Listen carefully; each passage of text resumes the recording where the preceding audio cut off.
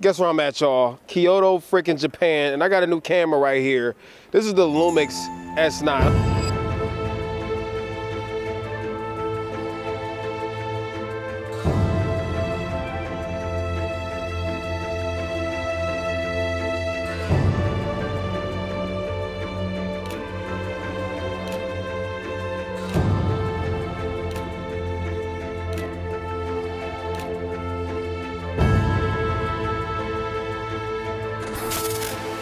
A few things I need to get out the way. First of all, Lumix did fly us out here. They did put the camera in our hands, and we do get to keep it on like a long-term loan. So, you know, take for that what you want to. However, this video will be filled with my honest thoughts and opinions of what I think about this camera so far. I also want to say this may not be the camera for you, and that's okay, y'all. Every camera ain't meant for everybody. If it's not the camera for you, then it's just not the camera for you. But in this video, I want to talk to you about what this camera is, what it's not, what I think it's good at, what I think it's not good at, and overall, my honest thoughts and opinions after using this for a few days. And this is a really loud freaking moped right here, bro. You couldn't have waited to do that. Anyways, let's get into it, y'all.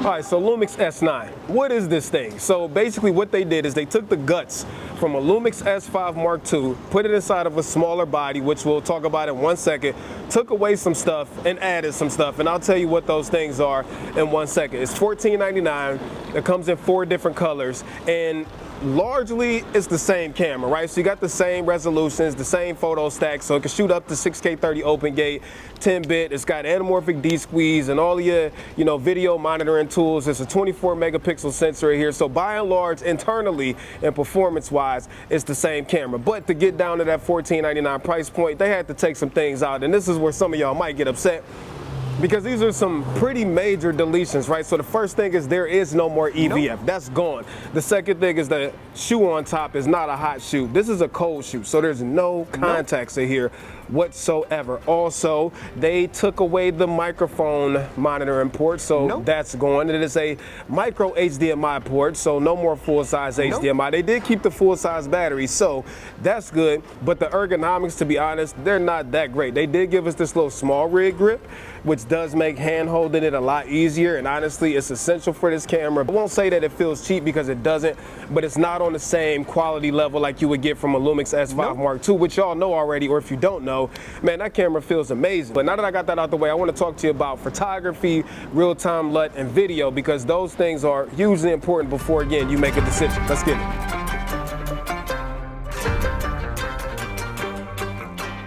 All right, Terry, you told me all these things that Lumix took out of this camera from the S5 II. So why would I buy it? Okay, let me paint this whole picture for you. So first of all, look at the size of it. This is so easy to carry around and deploy it. And it's got a freaking full frame 24 megapixel sensor. And as I told you, that can shoot 6K 30 open gate. It's got anamorphic support and all that stuff built into it. All of that's great. But this is where it really gets special. That is with real-time LUT. Now, other Lumix cameras have real-time LUT. And if you don't know what it is, basically you can preload LUTs into the camera and bake them into JPEGs or your video files, and you don't need the color grader or anything like that. But this kicks it up a notch. You can actually load, listen to me, 39 freaking LUTs, 39 LUTs into the camera, and you can cycle through them, and that means 39 possible different looks that you can put on your photos and your videos in real time, anytime you want to. 30 freaking 9 of them. On top of that, there's a creator tab on the new Lumix Lab app, which is what you use to get your photos and videos off of it. It's what you use to manage all of your LUTs, customize them, and all of that good stuff. I'll talk more about that in 1 second, but you can go on the creator tab and download LUTs from all of your favorite creators. I'll be on there hopefully soon, and apply these in camera. And that's the power of it, being able to get all of these LUTs and cycle through them and try out different LUTs as you go. But going back to the LUTs themselves, you can customize them, you can add in grain if you want to, you can even stack 2 LUTs at the same time to your photos or your videos, and this happens in camera. And when you pair it with the Lumix Lab app, you can customize them even further. You can then save the LUTs to your phone, you can share them with AirDrop if you want to, you can do all of this stuff in real time with the Lumix Lab app in the Lumix S9. I can't tell you how enjoyable this camera has been, just walking around, being able to try out all of these different LUTs in real time, being able to try out all of these different crops, which I'll tell you about in 1 second.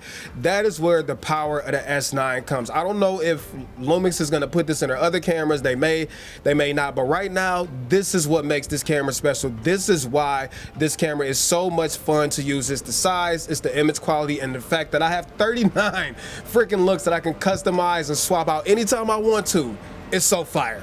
All right, y'all, let's talk about photography. And as a matter of fact, before we talk about that, I forgot to tell y'all about today's sponsor, and that is Artlist. If you've never heard of Artlist before, they actually offer royalty-free, copyright-free, professional quality music, sound effects. They have plugins, templates. They even have editing software if you need editing software. So I used Artlist for the music for today's video. It was super easy to find the Japanese theme music because of the content curation system.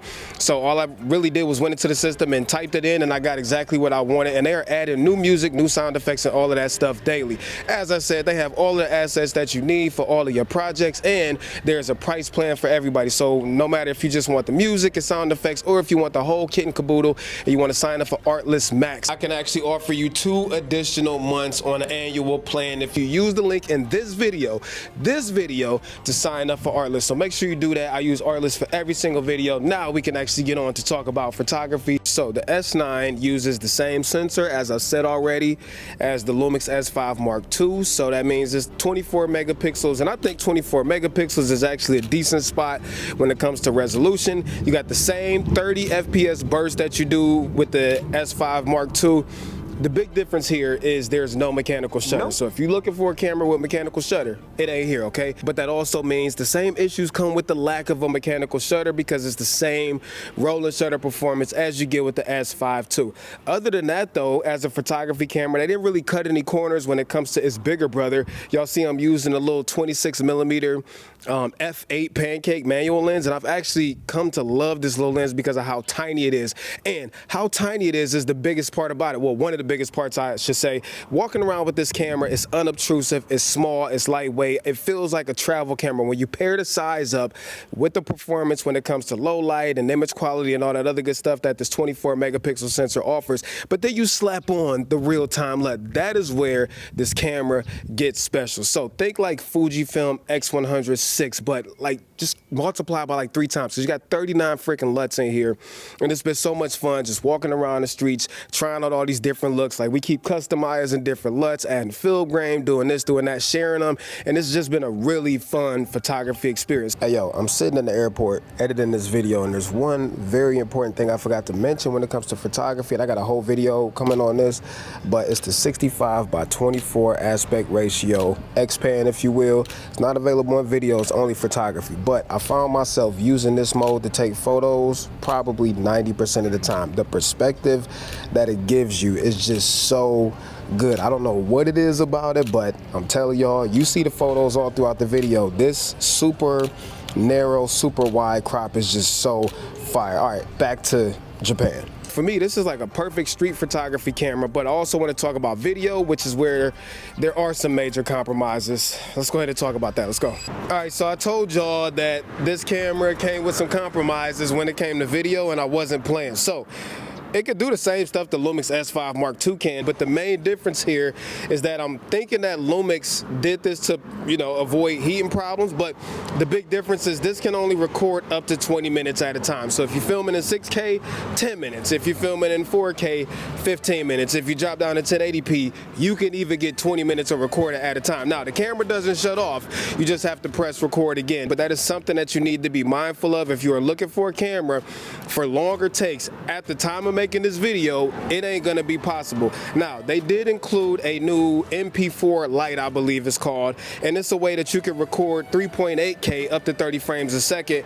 and you can transfer that directly to the Lumix Lab app and get, because it's open gate, vertical. Here's a nice truck for us, and horizontal footage out of the same video clip. You could color grade it and all that stuff and post it right then and there. But with that being said, there are some serious limitations on this, including micro HDMI. So you won't be getting any of that full-size HDMI. There's no raw recording or anything like that. But I think for short-form creators, this wouldn't be a problem, especially with the new MP4 Lite option. Okay, in typical fashion, I got home and I forgot to tell you all about something when it comes to video. So let's talk about stabilization. Now, Lumix says that the S9 has the same great, amazing stabilization that the rest of the cameras have.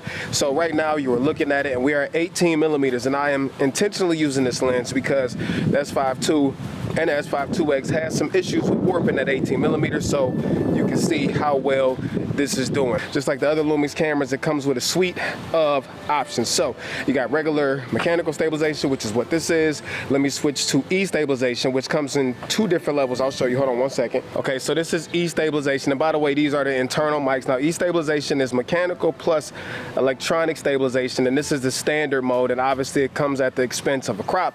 Then there's high, so let's try out high.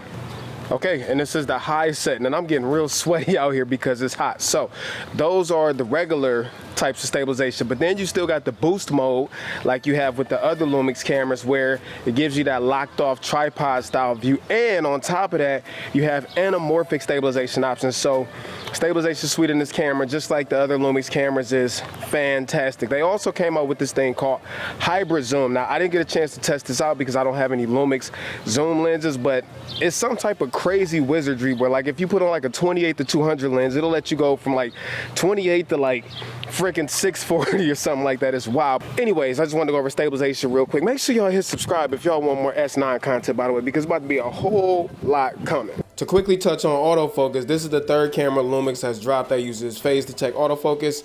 And to be honest, in my week of testing, I found that it was pretty reliable. I didn't have any major issues. It focused when I needed to focus, tracked when I needed it to track, and that's really all I could ask for. My one thing that I did notice is when you switch to 2:1 or 65:24 aspect ratios, that a lot of the zones for tracking are grayed out. It's pretty strange. But overall, I would say that this autofocus is on par with the S5 II after its latest firmware update.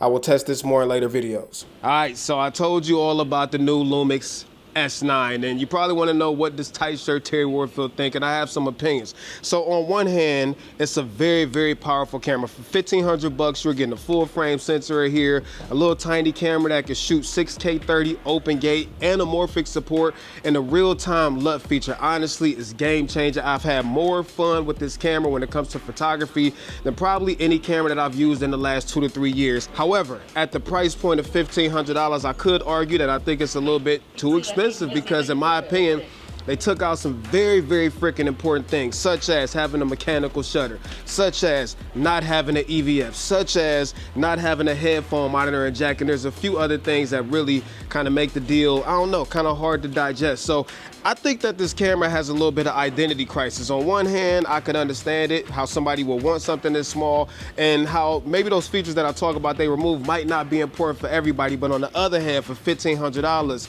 I kind of think those things are important. All in all, I think it's a fantastic release from Lumix. They ain't gonna be to keep these things on the shelf, but I can't lie and say that I don't wish that they didn't put some other stuff in here, because I do. Anyways, I'm gonna let y'all have at it in the comments. Let your boy know what you think. Thank you to Lumix for flying us out here to Japan. I really appreciate it. Until next time, I'm out of here. Tight shirt, Terry Warfield. Piece of chicken grease. I'm out. Peace.